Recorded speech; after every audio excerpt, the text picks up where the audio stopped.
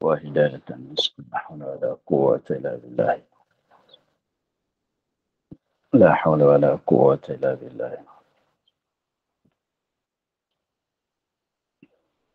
اللهم نحن من نعرف بأوامرك ونعرف بنهيك وانصرة الله وإلهام الملائكة المقربين واخرجنا من ظلمات الله وافتح علينا أبواب رحمتك وعلينا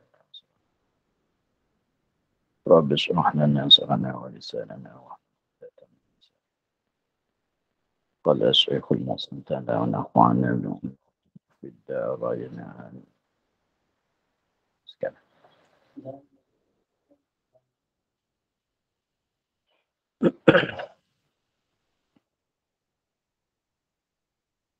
Dan melebihkan daripada 3 kali atau mekurangkan dia daripadanya.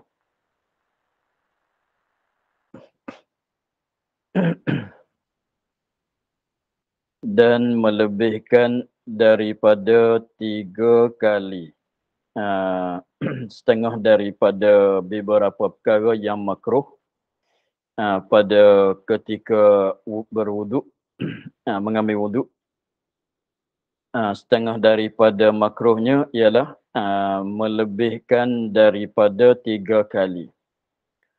Melebihkan daripada 3 kali maknanya dengan sebab sunat kita basuh atasnya sapu 3 kali, maka sekiranya melebihkan daripada 3 kali maka adalah hukumnya makruh. Atau mengkurangkan dia akan wuduk daripada 3 kali. Lebih daripada 3 kali pun makruh. Kurang daripada 3 kali maknanya basuh atau sapu sekali atau 2, maka hukumnya sama ialah makruh. Jadi untuk nak lepas daripada hukum makruh mesti 3 kali. Mestilah 3 kali. Tak kurang, tak lebih. Kalau kurang pun lebih, kalau kurang pun makruh, kalau lebih pun makruh juga.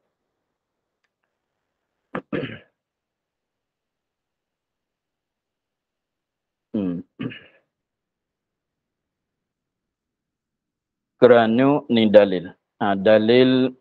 Dalil bagi makruh melebih daripada 3 kali, mengurang daripada 3 kali. Ni dalil. Kerana khabar Abi Daud. Kerana khabar yang diriwayat oleh Abi Daud dan lainnya lain daripada Abi Daud. Bahwasanya Nabi SAW mengambil air sembahyang 3 kali. Nabi ambil wuduk 3 kali. Maknanya basuh 3 kali, tepat basuh 3 kali, tepat sapu 3 kali. Kemudian bersabda ia Nabi, selepas pada dia ambil wuduk 3 kali, kemudian bersabda ia Nabi, demikianlah wuduk, demikianlah wuduk yang sempurna. Demikianlah yang seperti yang aku buat, seperti yang aku buat wuduk, yakni wuduk yang sempurna. Beginilah, jadi maksud Nabinya beginilah wuduk yang sempurna. Mana kalau basuh 3 kali, kalau sapu 3 kali.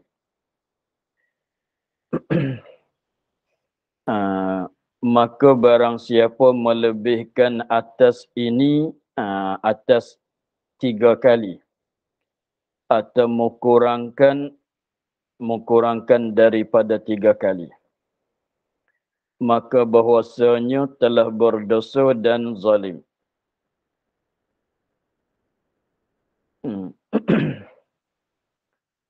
Maka barang siapa melebihkan atas ini, atas 3 kali, atau kurangkan daripada 3 kali. Dia basuh lebih pada 3 kali, ataunya sapu lebih pada 3 kali, atau kurang daripada 3 kali.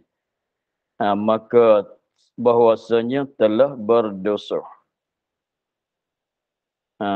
Tapi dalam hadisnya faqad asa'a wa zalama. Asa'a tu maknanya bukan makna berdosa. Di sini pun terjemuh daripada asa'a, bukan maksud kata berdosa. Bukan maksudnya berdosa jadi maksiat, berdosa bukan maksud jadi maksiat tu bukan.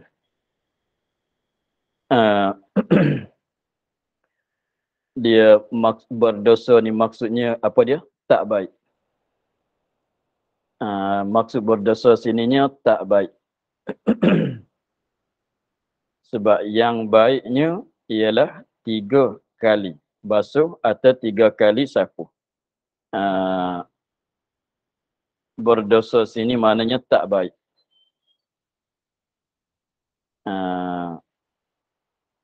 Maksudnya begitu ya. Sebab bahasa Arab pun makna asa'ah. Sebab bahasa Arab tu dengan makna asa'ah. Sebab bahasa Arabnya man naqasa au man zada au naqasa faqad man zada au naqasa. Barang siapa yang melebih atau mengurang faqad asa'a wa zalama. Kita jagalah maka bahwasanya telah berdosa. Tapi berdosa bukan dengan mana berdosa sebab maksiat tu bukan. Berdosa kalau orang Melayu panggil apa dia? Tak baik. Tak baik. Maka bahwasanya telah berdosa. Maknanya tak baik. Apa makna tak baik? Dengan sebab dia tinggalkan sunat, tinggalkan sunat-sunat dan tinggalkan adab. Maksudnya begitu. Faqad asa'a, maka bahwasanya telah berdosa. Berdosa tu dengan sebab dia tinggalkan sunat-sunat dan tinggalkan adab-adab yang diajar oleh syarak. Sebab adab dan sunat-sunat yang diajar oleh syarak ialah 3 kali. Maka sekiranya kalau dia melebih di atas 3 atau mengurang daripada 3, maknanya dia tinggalkan sunnah-sunnah Nabi dan dia tinggalkan adab-adab wuduk yang diajar oleh syarak. Itu mana telah berdosa. Yang dimaksudkan apa dia? Tak baik. Gitulah. Bukan berdosa dengan mana mengerjakan benda haram tu bukan dia. Dan zalim zalim tu mana zalim ke diri sendiri. Zalim atas diri sendiri.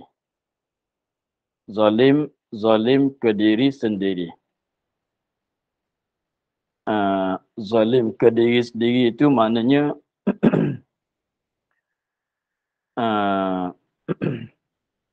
dengan sebab dia tu memenatkan diri sendiri. Nisbah bagi dia melebih. Dia kalau sapu lebih daripada 3 kali, artinya basuh lebih daripada 3 kali, maka katanya dan zalim. Ini zalim kepada diri sendiri. Zalim, yakni zalim kepada diri sendiri. Mana buat nyanyi ke diri sendiri? Zalim ke diri sendiri, mana buat nyanyi kepada diri sendiri. Bukan buat zalim pada yang lain, orang lain, atau bukan buat nyanyi kepada yang lain, bukan. Buat nyanyi ke diri sendiri, buat zalim ke diri sendiri. Zalim di mana? Sebab dia masalah melebih. Masalah kalau lebih itu, dia 2 perkara yang Nabi katanya. Kalau lebih ataunya kurang. Kalau melebih atau mengurang, maka jadi berdosa, maknanya tak baik. Sebab sebab tinggal sunnah-sunnah Nabi dan sebab tinggalkan adab-adab wuduk yang diajar oleh syarak. Dan zalim maknanya mengurang tu zalim, melebih tu zalim. Nah, mengurang tu zalim, melebih pun zalim. Maka tentang zalim pada melebih tu dengan mana muzalim di atas diri sendiri sebab dia memenatkan diri. Mempenat akan diri sendiri dengan sebab mengerjakan benda yang tidak dapat pahala. Maksudnya begitu. Jadi maknanya apabila sapuh kali yang keempat, kali yang kelima. Apabila basuh kali yang keempat, benda itu tidak ada faedah, tidak ada pahala. Jadi buat benda yang tak ada faedah tu maknanya buat nyanyi kepada diri sendiri. Sebab basuh kali yang keempat tidak ada pahala. Basuh kali yang keempat, kali yang kelima ke atas, artinya sapuh kali yang keempat, kali yang kelima, tidak ada pahala. Maka tidak ada faedah kita buat. Kalau buat tu buat penat saja. Buat penat kepada diri sendiri saja. Maka itu panggil zalim. Bukan zalim sampai haram. Bukan maksudnya begitu. Jadi maksud zalim di sini maknanya apa dia? Memenat kepada diri sendiri dengan sebab buat benda yang tidak ada faedah. Buat benda yang tidak ada dapat pahala. Sebab yang keempat, yang kelima tu tak dapat pahala. Kalau kemudian zalim pada masalah mengurang tu di mana? Zalim dengan maknanya dia meninggal akan sunnah Nabi. Tinggal akan sunnah Nabi dan menyalahi dengan Nabi. Maknanya membuat zalim kepada Nabi. Pada maknanya begitu. Sebab kalau kita nak baik dengan Nabi, mengikutlah perbuatan Nabi. Mengikutlah perbuatan Nabi. Nabi ada bahasa 3, kita pun 3 jugalah. Jadi maknanya kalau Nabi 3, kita 2, kita 1, artinya kita lebih pada 3, maknanya itu muzalim kepada sunnah Nabi. Maksudnya begitu, bukan zalim buat nyanyi sampai berdosa tu bukan maksud. Jadi itulah maksud katanya berdosa dan zalim.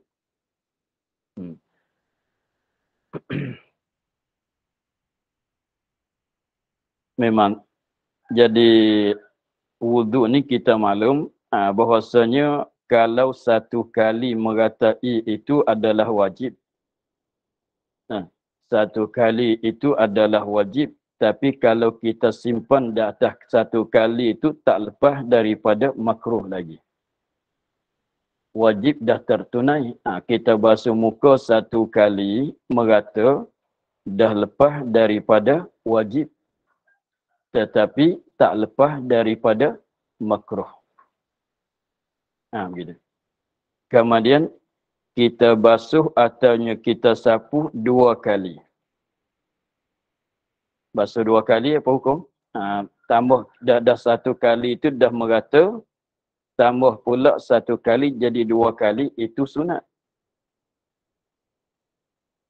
Kita basuh 1 kali pula jadi 2 kali, kita basuh sapu 1 kali pula jadi 2 kali, maka tambah 1 kali lagi pula, maknanya dah rata dah sekali, tambah 1 kali pula jadi 2 adalah sunat. Walaupun sunat sekalipun tak lepas daripada makruh. Begitu. 2 kali maknanya lebih pada 1 jadi 2 tu, lebih pada 1 jadi 2 itu dah sunat. Dapat pahala sunat tetapi tak lepas daripada makruh. Maka kita tambah pula 1 kali jadi 3. Apabila kita tambah 1 kali pula jadi 3, sunat pula. Sunat pula. Lagi pula itu yang afdal, lagi pulanya lebih lepas daripada makruh. Lepas daripada makruh. Kemudian apabila tambah 1 kali lagi pula jadi 4. Maka tambah 1 kali itu ialah makruh, tak ada pahala. Yang kelima, yang keenam sama. Begitu. Tetapi yang kelima tu lebih makruh daripada kali yang keempat. Kali yang keenam lebih makruh daripada kali yang kelima. Begitu. Itu masalah bilangan basuh dan sapu. Saya ulang sekali lagi. Jadi maknanya kalau tidak basuh muka langsung, Atau yang kita basuh muka tapi tangan tak ada uzur, kita tak basuh, maka itu berdosa. Haram. Ambil wuduk tidak basuh tangan, haram, sebab wuduk tidak sah solat. Jadi haram lah. Kalau wuduk tu wajib. Kalau wuduk itu wajib. Kalau wuduk itu wajib, kita basuh tangan tapi tak basuh, kita basuh muka masalah, tapi tak basuh tangan. Masalah. Atanya tak sapu kepala, maka hukumnya ialah haram, berdosa. Maka apabila kita basuh satu kali merata tangan kiri kanan, tangan kanan dan kiri kita dah basuh ke semua satu kali rata, maka dah lepas daripada wajib. Maknanya dah dapat pahala wajib lah. Tapi tak lepas daripada hukum makruh. Begitu. Tak lepas daripada hukum makruh. Kemudian kita tambah satu kali pula jadi dua. Dah dapat sunat. Dapat pahala sunat sebab tambah lebih pada satu dah sunat. Jadi dua jadi sunat tapi tak lepas daripada makruh lagi. Satu kali merata lepas pada wajib, tak lepas daripada hukum makruh. Tambah satu kali pula jadi dua, dapat sunat tapi tak lepas daripada makruh. Tambah satu lagi pula, lepas jadi tiga kali, lepas daripada makruh.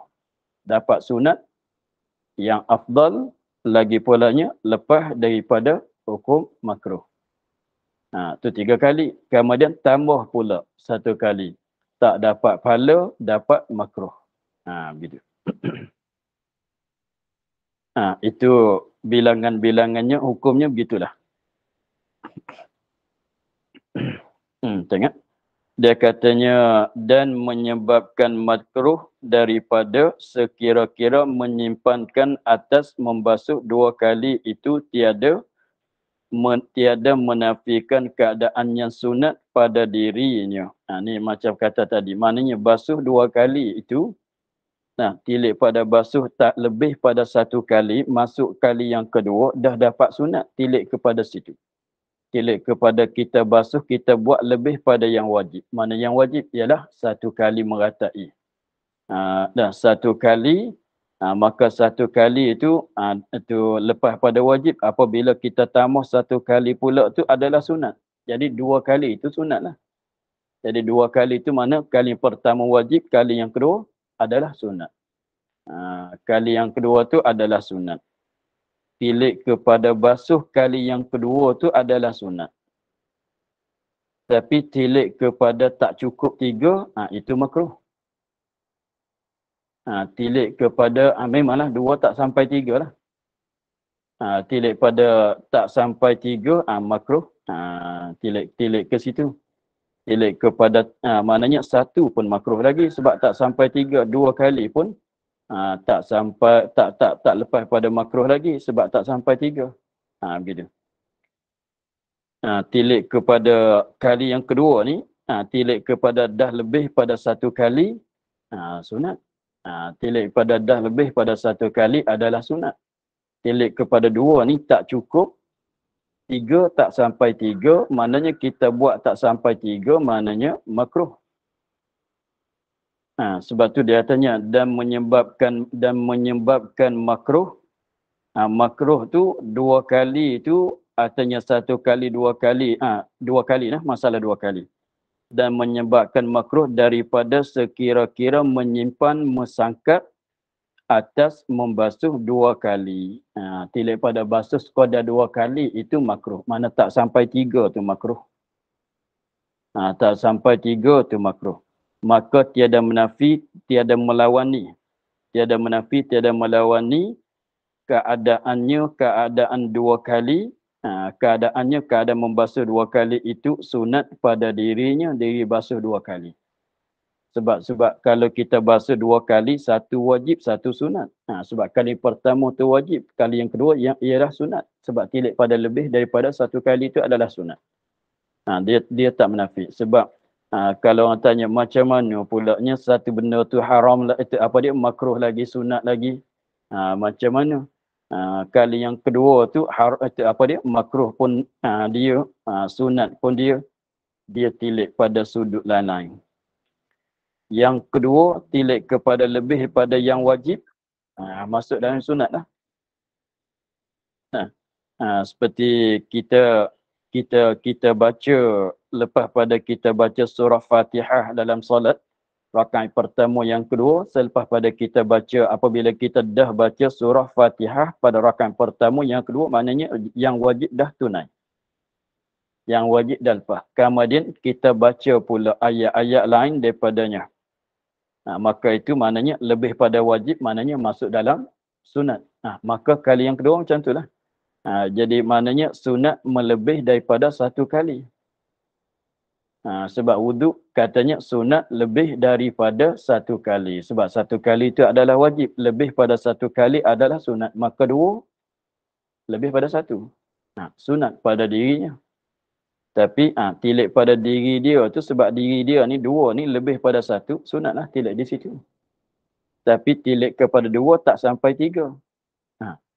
Ya sunatnya bagi cukup tiga. Sunat pulaknya nak bagi cukup tiga. Maka dua tak sampai tiga. Makruh di situ. Jadi maknanya tilik kepada walaupun dua tu nampaknya di dua itulah yang makruh, di dua itulah yang sunat. Tapi tilik kepada pihak lain-lain. Lain-lain beriktibar. Iktibar tak sampai tiga makruh.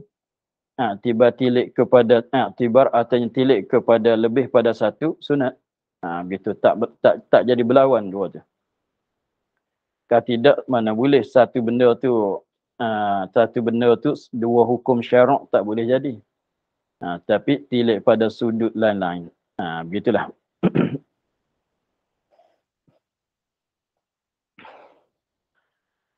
Dan demikian lagi makruh meninggalkan menyelat janggut. Sebab menyelatkan janggut ini adalah sunat. Janggut yang tebal adalah janggut bagi siapa yang ada janggut yang tebal, maka sunat menyelat.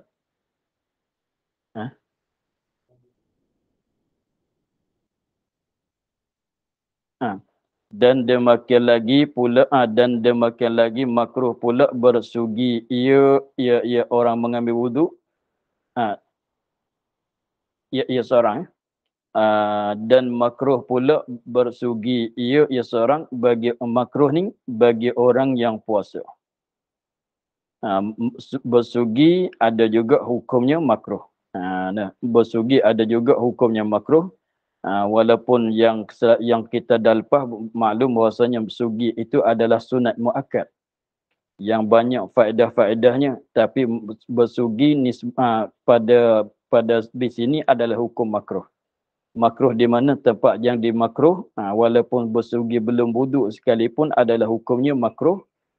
Sama dengan berkumur ialah bagi orang yang puasa. Bagi orang yang puasa, tak kira puasa wajib ke, puasa sunat ke, masa makruh tu, masa mulai jadi makruh tu, kemudian daripada gelincir matahari. Kemudian daripada gelincir matahari, maknanya masuk zuhur. Sehingga dia tu berbuka puasa. Kena jaga sikit. Bukan makruh semata-mata. Makruh pada mulai masuk waktu makruh tu ialah mulai masuk waktu makruh ialah mulai daripada gelincir matahari. Habis di dia berbuka puasa. Maknanya masuk waktu maghrib. Mana sebelah petang lah. Jadi maknanya mana sebelum pada bergelincir matahari tak makruh dia bersugi. Orang puasa tak makruh dia bersugi, bahkan masih sunat lagi. Tetapi apabila masuk waktu sebelah petang, maknanya separuh yang kedua bagi siang. Sebab sebelah pagi, sebelah petang. Begitu. Maknanya masuk bahagian yang kedua bagi siang, ialah gelincir matahari, maka itu adalah makruh. Tetapi apabila masuk waktu maghrib, dah habis hukum makruh. Boleh nak bersugi. Sebab dah tak puasa. Kerana bahwasanya berubah bau mulut. Bau mulut tu bekas puasa. Yang terlebih harum pada Allah daripada bau kasturi. Kerana bahwasanya Ni ilat pada makruh pula. Nah, kenapa hukumnya makruh bersugi bagi orang puasa pada waktu gelincir matahari? Sebabnya bersugi di situnya menghilangkan bau mulut. Apabila bersugi mulut tu jadi bau mulut, bau tak elok di mulut tu dah hilang. Dia katanya kerana bahawasanya menghilang kerana bahawasanya bersugi pada waktu gelincir matahari menghilangkan berubah bau mulut. Padahalnya berubah bau mulut tu bekas puasa, kesan daripada puasa. Maka bau mulut tu terlebih harum di sisi pada Allah, yakni di sisi Allah daripada kasturi. Daripada bau kasturi. Di sisi Allah bau mulut. Bau mulut orang yang puasa itu lebih harum di sisi Allah daripada bau kasturi.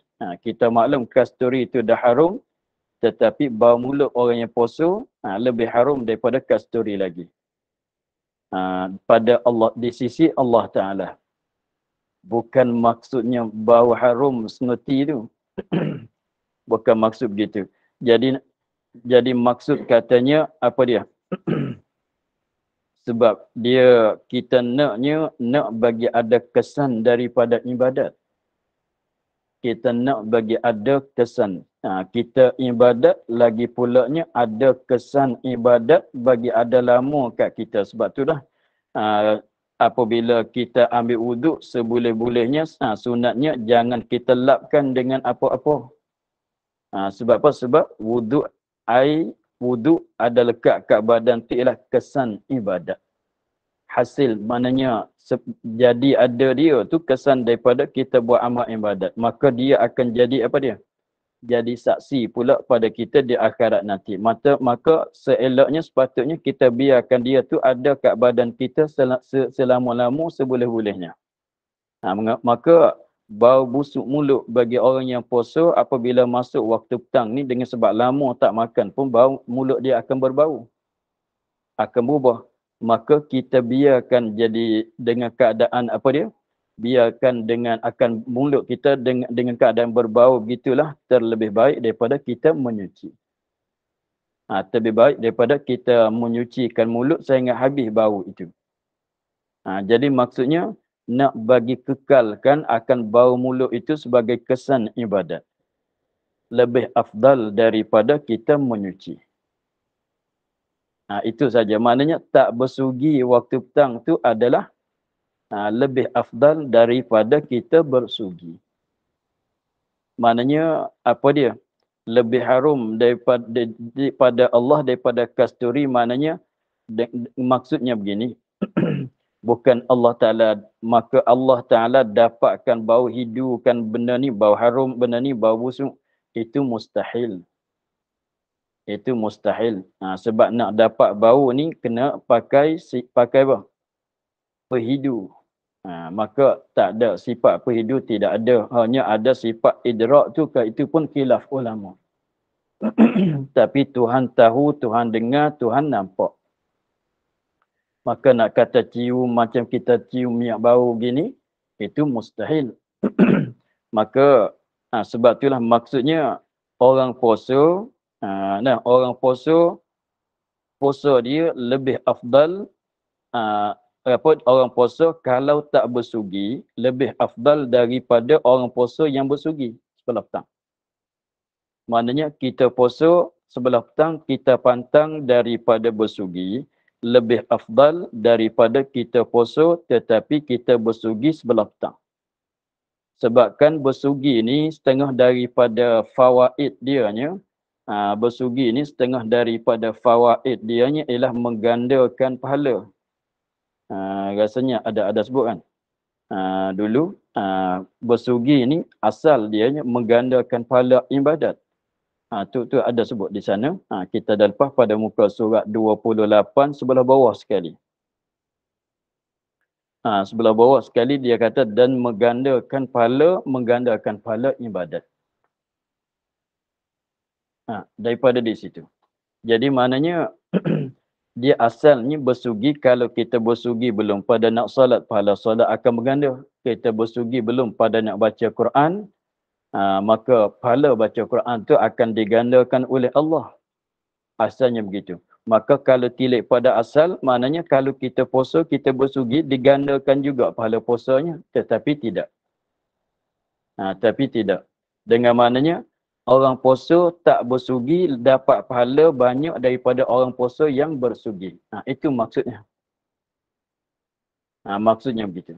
Tak ada nak Tuhan hidup mulut orang yang Tuhan menghidupkan bau mulut orang puasa, Tuhan dapat harum daripada bau harum kasturi apabila Tuhan hidup. Bukan maksud gitu. Itu adalah mustahil. Bahkan maksudnya puasa kitanya, kita puasa waktu petang, waktu sebelah petang mulai daripada gelincir matahari, kita pantang daripada bersugi, lebih dapat pahala lebih banyak daripada kita bersugi. Maknanya orang puasa, dia tak bersugi sebelah petang, mulai pada gelincir matahari. Maka puasa dia tu akan dapat lebih pahala lebih banyak daripada dia puasa, tetapi sebelah petang tu dia bersugi. Itu maksudnya. Maksud daripada katanya, ini ambil daripada hadis Nabi. La khalufu famis sa'imi atyabu indallahi minal miski. Itu ambil pada hadis Nabi. La khalufu famil sa'imi. Sesungguhnya bau busuk mulut orang yang puasa itu terlebih harum. Atyabu terlebih wangi, terlebih harum daripada minal miski, daripada bau kasturi. Maksudnya pahala dia lebih banyak daripada orang yang bersugi. Orang tak bersugi itu pahala dia, orang puasa tak bersugi, pahala dia lebih banyak daripada orang puasa tetapi bersugi. Begitulah maksud dia.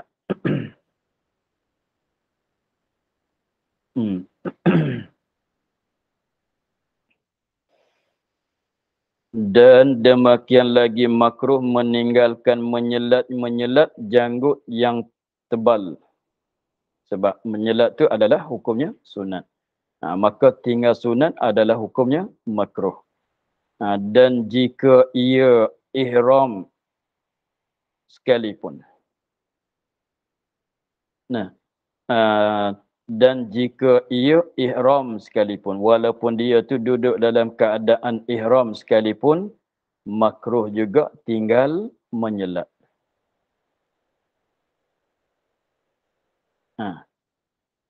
Pasal apa? Sebab dia menyelat ni sunat. Menyelatkan janggut yang tebal ni adalah sunat. Tapi kalau orang yang duduk dalam ihram, tak kira ihram dengan haji ke, artinya ihram dengan umrah, orang yang muhrim itulah kita panggil muhrim, artinya orang yang ada dalam keadaan ihram, belum bertahallul yang pertama kalau haji, belum bertahallul pada umrah, selama tu di dalam keadaan ihram panggil orang muhrim. Maka kita duduk dalam ihram, haram kita membuangkan rambut, bulu-bulu. Haram kita cabut rambut, gunting rambut dan sebagainya. Dan segala bulu-bulu itu haram. Tetapi kalau masalah ketika mengambil wuduk, disunatkan juga walaupun dia ihram, sunat dia menyelatkan janggutnya. Walaupun menyelatkan janggut itu menyebabkan gugur bulu janggutnya sekalipun, tak mengapa. Itu maknanya jika ia ihram sekalipun, makruh tidak menyelat. Maknanya walaupun dia duduk dalam keadaan ihram sekalipun, disunatkan juga dia menyelatkan janggutnya yang tebal. Walaupun menyelat itu barangkalinya janggut nak gugur sekalipun, tak mengapa. Jadi maknanya kalau kita menyelat, kita buat begitu, kita menyelat, maka padahal kita di dalam ihram, kita ambil wuduk. Pada sekarangnya kita dalam ihram, kita mengambil wuduk. Padahal kita ni orang yang janggut yang tebal. Maka sunat lagi. Sunat lagi kita menyelat. Walaupun selepas pada menyelat, kita menyelat gini, tengok janggut kita gugur. Maka tak wajib, tak berdosa. Itu mana katanya, dan jika ia ihram sekalipun. Tapi khilaf, Masalah orang ihram menyelat ni, kata kil makruh bagi orang ihram menyelat janggut yang tebal. Ni kata kil. Tadi ia katanya sunat walaupun dia ihram. Jadi orang yang ihram ke tidak ihram sunat dia menyelat. Tak menyelat tu makruh. Tapi janggut yang tebal lah. Tapi kata kil ni kaum dhaif. Kata kil ialah kaum dhaif. Makruh bagi orang ihram menyelatkan janggut yang tebal. Ni khilaf. Tadi dia kata sunat semata, ihram pun sunat, tak ihram pun sunat, tak buat tu makruh. Tapi kata kil ialah kaum dhaif, makruh bagi orang ihram menyelatkan janggut yang tebal. Sebab menyelat itu membawa kepada gugur bulu janggut.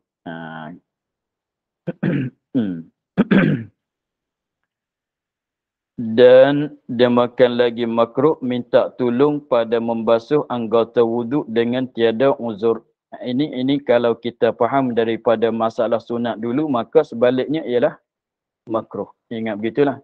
Jadi benda-benda yang sunat dalam wuduk, kalau kita buat sebaliknya, maka jadi hukum makruh. Sebab dulunya sunat jangan kita minta tolong orang pada membasuh. Malaikat ada uzur. Maka sekiranya kalau kita minta tolong orang lain membasuhkan anggota wuduk kita padahal kita tidak ada wuduk, maka memanglah hukumnya makruh. Adapun minta tolong mencucur, menuang,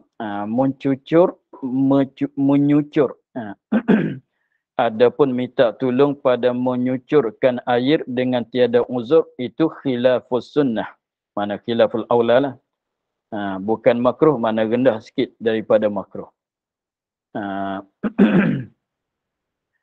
Jadi minta tolong orang tuang saja, basuh kita sendiri, maka itu khilaful aula, rendah sikit daripada makruh. Bukan dia makruh dah. Kita habiskan. Dan demikian lagi mendahulukan kiri daripada kanan, sebab sunat kita menganan, mendahulukan sebelah kanan. Jadi pendek katanya, dia katanya bermula hasil kalam Syekh Ibn Hajar di dalam kitab Tuhfah. Bermula hasil kalam Syekh Ibn Hajar, ini daripada kitab Tuhfahnya, bahwasanya tiap-tiap sunat yang ikhtilaf ulama pada wajibnya, makruh meninggalkan dia. Begitulah. Pendek-pendeknya begitu. Setiap-tiap benda sunat dalam wuduk. Setiap-tiap benda sunat dalam mazhab kita sunat. Setiap-tiap perkara yang sunat di dalam mazhab kita, tetapi dalam mazhab lain tu adalah wajib. Begitu. Setiap-tiap perbuatan wuduk yang hukum dalam mazhab kita ialah sunat. Tetapi wajib dalam mazhab lain. Maka tinggal buat benda tu adalah hukum makruh. Begitu. Ingat begitulah senang. Tak payah bilang banyak. Jadi setiap-tiap benda perbuatan yang sunat wuduk lah. Setiap-tiap apa yang sunat wuduk dalam ketika ambil wuduk jadi sunat dalam mazhab kita, tetapi dalam mazhab lain adalah wajib, maka tinggal benda itu adalah makruh. Itu maknanya bahawa setiap-tiap sunat wuduk dalam mazhab kita, dan maknanya perbuatan itu tilik pada mazhab kita adalah sunat. Seperti gosok, seperti mendulukan kanan, adalah sunat. Tapi setengah ulama dia kata wajib. Mana wajib dalam mazhab lain lah, senang kita cakapnya begitu. Jadi sunat dalam mazhab kita, wajib dalam mazhab lain. Maka sunat yang jenis begitunya, makruh meninggalkan dia kan sunat itu. Sunat itu makruh. Demikian lagi tiap-tiap sunat yang muakkad. Dan satu kaedah lagi, sunat muakkad kalau kita tinggal masuk dalam hukum makruh. Tetapi sunat biasa kita tinggal khilaful aula.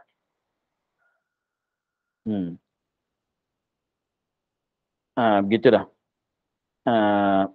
Tiap-tiap sunat muakkad, makruh meninggalkan dia. Jadi pendek kata, kalau sunat tu sunat muakkad. Seperti sembahyang raya, seperti bersugi, lain pada orang puasa pada waktu tengah, pada waktu petang. Puasa apa dia? semayang raya, semayang tarawih, semayang witir. Nah, apa dia lagi? Bersugi lain pada orang puasa yang tersebut tadi adalah sunat muakkad. Maka apabila sunat tu sampai tahap sunat muakkad, sunat tu ialah sunat muakkad, maka tinggal sunat muakkad adalah hukum makruh. Itu satu kaedah. Itu satu kaedah. Maknanya sunat muakkad kalau kita tinggal maka hukumnya makruh. Dan lagi pulanya sunat yang dalam mazhab kita, mana-mana sunat yang dalam mazhab kita hukumnya sunat, tak kiralah dalam bab wuduk ke dalam bab mana, dalam mazhab kita adalah sunat tapi wajib dalam mazhab lain. Maka tinggal sunat jenis begitu adalah hukumnya makruh juga. Kemudian sunat yang biasa, sunat yang tak khilaf pada wajib, sunat yang bukan sunat muakkad, maka tinggalkan sunat itu adalah hukum khilaful aula. Khilaful aula. Jadi rendah sikit daripada makruh. Walaupun begitu sekalipun khilaful aula dan makruh tak berdosa, tak jadi maksiat. Begitu. Kemudian kemudian katanya bermula syarat wuduk itu seperti syarat mandi jua, iaitu 11 syarat. Kita untuk hari ini kita akhir di situ. Wallahu a'lam, alhamdulillahi rabbil alamin. Bismillahirrahmanirrahim. Bismillahirrahmanirrahim. Alhamdulillahi rabbil alamin. Wassalatu wassalamu ala asyrafil anbiya'i wal mursalin wa ala alihi wa sahbihi ajma'in. Allah